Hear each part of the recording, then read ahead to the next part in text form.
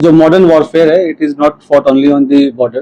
तो एक नया जो मॉडर्स ऑपरेंडी जो एमओ हमें पता चला है कि जो पीआईओज हैं वो कुछ सोशल मीडिया इन्फ्लुएंसर्स को रिक्रूट करने की कोशिश कर रहे हैं, और जहाँ पे वो अपने सॉफ्ट पेडलिंग और सॉफ्ट पावर पुश के थ्रू अपने नैरेटिव चलाने की कोशिश कर रहे हैं। तो उसी क्रम में ये हमें सेंट्रल एजेंसी से इनपुट मिला था, उस पर हमने काम किया। तो ज्योति मल्होत्रा जो कि रेजिडेंट है हिसार की, उसको हमने अरेस्ट किया। तो she was in touch with PIOs and she had also visited Pakistan multiple times, और she has also visited China once, और उसे हमने परसों अरेस्ट किया है और उसकी हमने अभी 5 दिन की पुलिस रिमांड पे लिया है। तो उसमें जैसे उसकी पूछताछ चल रही है, जो इन्वेस्टिगेशन है वो चल रहा है अभी, और जो उसके फाइनेंशियल ट्रांजैक्शन है उसको हम एनालाइज कर रहे हैं। जो भी उनके ट्रैवल डिटेल्स हैं, कहाँ कहाँ गए हैं, किस किस से मिले हैं, वो सब एनालाइज कर रहे हैं। We are in touch with central agencies, और उनके कोऑर्डिनेशन के साथ हम इसको काफ़ी गंभीरता से इसकी हम अनुसंधान कर रहे हैं।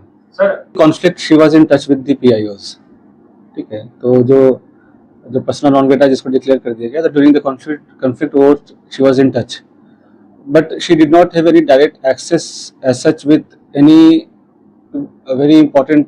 डायरेक्ट एक्सेस नहीं था उसके पास किसी मिलिट्री या डिफेंस के इन्फॉर्मेशन को लेकर, जो हम इस स्टेज पे कहीं कि उसने उसको दिया है। But definitely she was in touch with the पीआईओज, और यहाँ के जो कुछ और भी जो अभी उसके हमने लैपटॉप और मोबाइल जो है वो हम उसको अभी सीज करने की कोशिश कर रहे हैं कहाँ पे है। वंस वी सीज इट और उसका हम फोरेंसिक एनालिसिस करेंगे तो उससे भी काफ़ी सारी चीज़ें क्लियर होंगी कि क्या क्या इन्फॉर्मेशन उन्होंने एक्सचेंज किया है।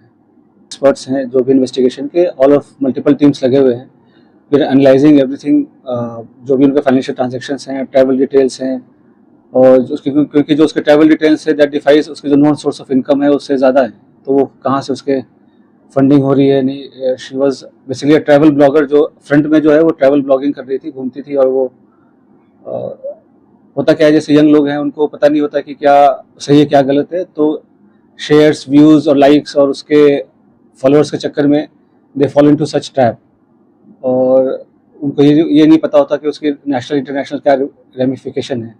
तो आप लोग के माध्यम से मैं जो आज के जो यंग जनरेशन है उनको मैं रिक्वेस्ट भी करूँगा कि आप लोग जो है काफ़ी सावधानी पूर्वक लोगों से सोशल मीडिया पे इंटरेक्ट करें, और ऐसी कोई भी चीज़ें जो देश विरोधी हो, चाहे देश के सिक्योरिटी को जो खतरा हो सके, तो ऐसा कोई कदम न उठाए जिससे कि ऐसी कोई नौबत आए। तो it is a very learning experience for all the younger generation. बिल्कुल, they were developing her as an asset, और जैसे she was in touch with other YouTube influencers जो है जिसको कहते हैं आज के डेट में, जो हमारे देश के और भी जो इन्फ्लुएंसर्स उसमें भी टच में थे। They were also in touch with the PIOs, और उनके सोशल गैदरिंग वगैरह में भी जाना होता था। तो जैसे मैंने बताया कि मॉडर्न वॉरफेयर में बस हम उस पर बॉर्डर पे नहीं लड़ते, तो ये भी एक वॉरफेयर है जहाँ पे वो रिक्रूट करके और इन्फ्लुएंसर से अपनी नैरेटिव पुश करने की कोशिश करना, और यहाँ के जो सॉफ्ट पावर को के थ्रू यहाँ पे अपने इमेज को सो कॉल्ड डिस्टॉर्ट करना, ये सब सारी चीज़ें कोशिश चल रही थी। ब्लॉगर थी, और जो पूछताछ में जैसे कि चंद व्यूवर्स और लाइक्स और शेयर के चक्कर में ट्रैप में आ गया, उसके बाद उसे जैसे शी विजिटेड पाकिस्तान, तो वो भी काइंड ऑफ स्पॉन्सर्ड ट्रिप ही था। तो ये सब उसे लगता है कि इजी एक्सेस टू मनी, इस सब के कारण विजिट करना उसने। आप देखेंगे सोशल मीडिया पे वीडियोस वगैरह भी है जहाँ पे शी इज़ रिक्वेस्टिंग कि मुझे चाइना जाना है, वीज़ा हमें दे दो, इस टाइप की चीज़ें। तो ये सब बताया कि लोगों को पता नहीं होता है कब वो किस गलत राह पे चल पड़ते हैं, क्या उसका असल एम क्या है, उसका रिपरकशन क्या है, और लोग कैसे उनको मिसयूज़ कर रहे हैं।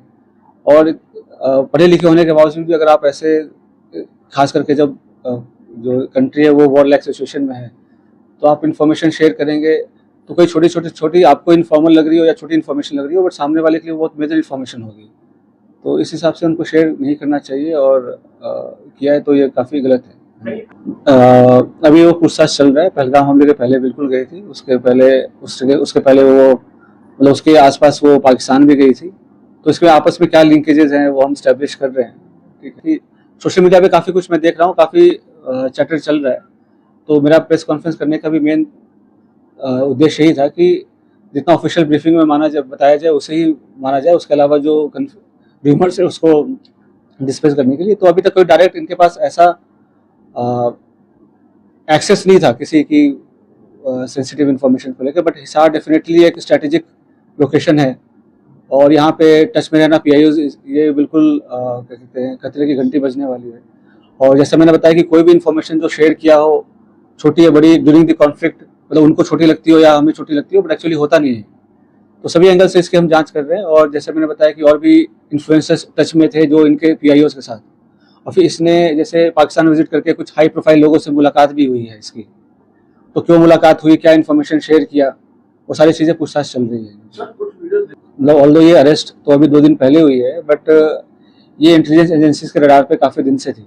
तो इसके जो जो भी इसके जो ट्रैवल्स हैं वो सबसे सारी चीज़ें मॉनिटर हो रही थी, तो उससे तभी ये अरेस्ट हुआ है।